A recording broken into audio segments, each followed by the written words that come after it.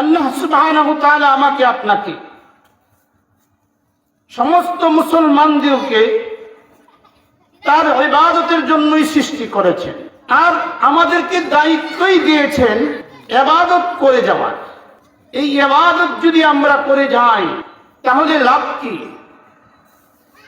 আল্লাহ রাব্বুল আলামিন বলেন, তোমরা যদি আমার ইবাদত করে যাও তাহলে সারা বিশ্বের অমুসলিমদেরকে আমি আল্লাহ রাব্বুল আলামিন তোমাদের সেবায় নিয়োজিত করে দেব। বলেন সুবহানাল্লাহ। তাহলে আমাদেরকে আল্লাহ পাক মালিক বানায় দিবেন। সমস্ত কাফের বেঈমান মুশরিকদেরকে আল্লাহ রাব্বুল আলামিন আমাদের কি করে দিবেন? শ্রমিক বানায় দিবেন। এটা লাভ না লোকসান? বলেন। বিনিময় কি? বিনিময় হলো আল্লাহ পাক রব্বুল আলামিন আপনাকে আমাকে যেই কাজের জন্য সৃষ্টি করেছেন সেই কাজ করে যাওয়া। কথা ঠিক কি? সেটা কি? ইবাদত। সেই ইবাদত করতে আজকে আমরা রাজি না।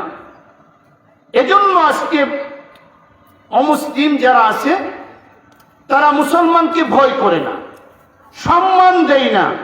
কেন? মুসলমান তো আল্লাহ রাব্বুল আলামিনের হুকুম মানে না।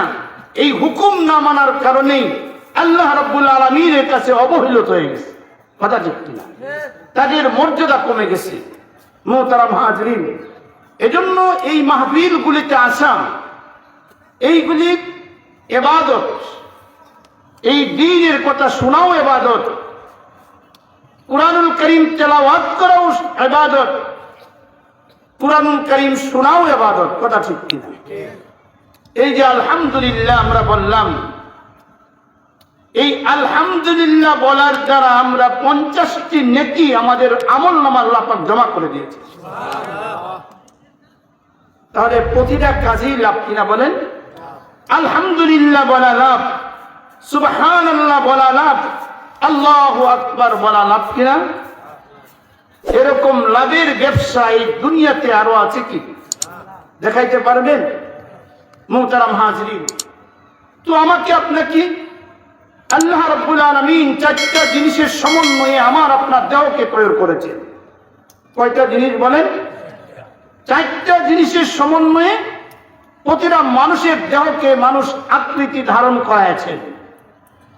এটাকে মানুষের মূর্তিও বলতে পারেন। 4টা জিনিসের সমন্বয়।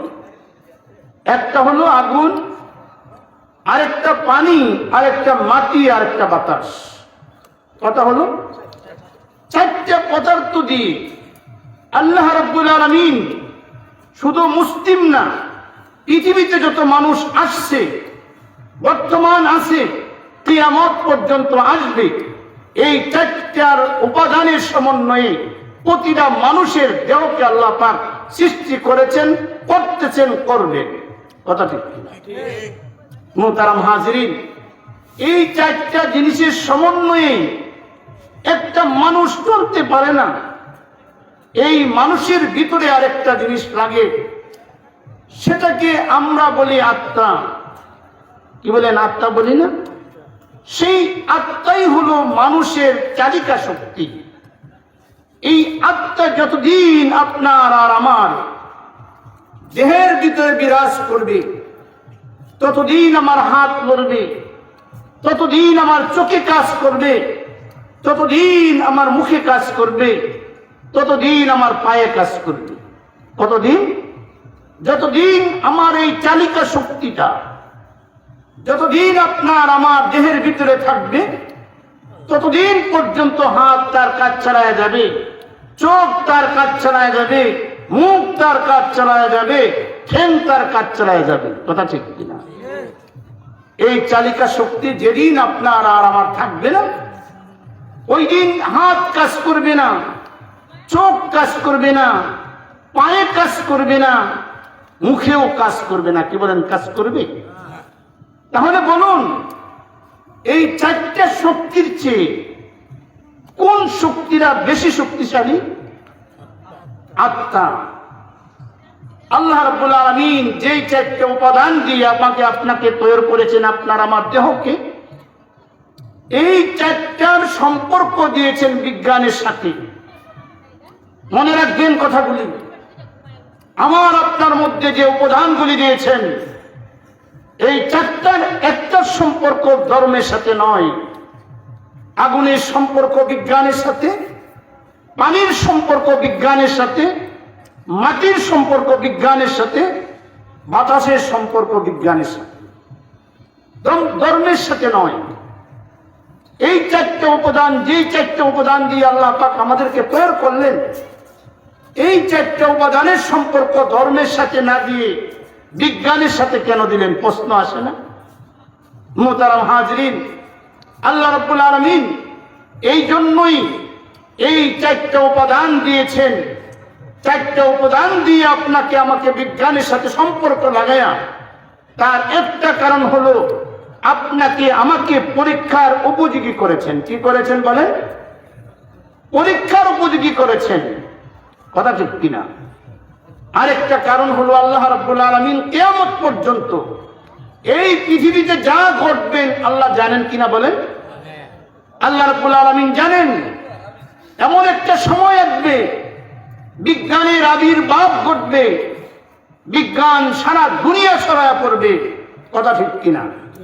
এই বিজ্ঞান চর্চা করতে করতে বৈজ্ঞানিকরা আমাকে অস্বীকার করবে। এজন্য আল্লাহ রাব্বুল আলামিন ওদেরকে সতর্ক করে দিয়েছেন, আজকে তুমি বড় বৈজ্ঞানিক হয়ে গেছো, তুমি এই আবিষ্কার করেছো, সেই আবিষ্কার করেছো, স্যাটেলাইট পর্যন্ত আবিষ্কার করে পৃথিবীকে তাক লাগাই দিয়েছো।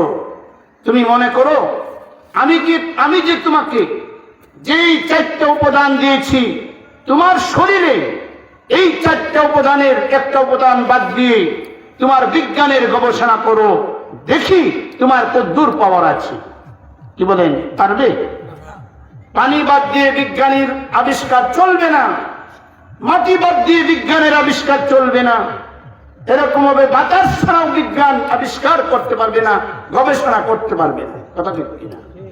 আল্লাহ রাব্বুল আলামিন সতর্ক করে দিয়েছেন, তুমি আজকে আমাকে অস্বীকার করতেছো, তোমার জ্ঞানকে তুমি বড় মনে করতেছো, কিন্তু যেই উপাদান দিয়ে আমি তোমাকে তৈরি করিলাম, সেই একটা উপাদান বাদ দিয়েও তুমি স্যাটেলাইট তৈরি করতে পারবে না, তুমি মঙ্গল গ্রহ দেখতে পারবে না, আবিষ্কার করতে পারবে না।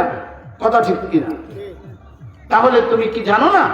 তুমি এরপরেও বুঝো না যে আমার দেহ যে চারটা জিনিস আল্লাহ পাক দিয়েছেন, সেই চারটা বাদ দিয়ে যদি আমার আবিষ্কার না চলে, তাহলে অবশ্যই আমার একজন সৃষ্টিকর্তা আছে। কথা ঠিক কিনা?